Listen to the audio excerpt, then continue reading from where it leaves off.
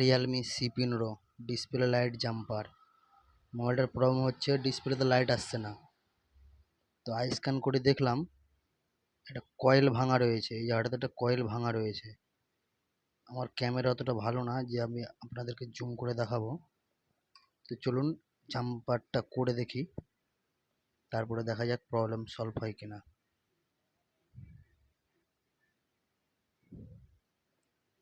ছোট্ট একটা jumper short করে দিলাম, দেখা যাক প্রবলেমটা সলভ হয় কিনা।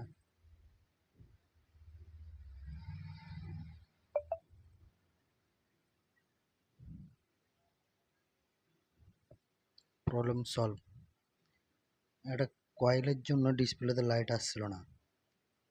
ডিসপ্লে কানেক্টরের উপরেই এটা কয়েলটা ভাঙা ছিল, যেভাবে হোক ভেঙেছিল কেউ। প্রবলেম সলভ হয়ে গেছে, ধন্যবাদ।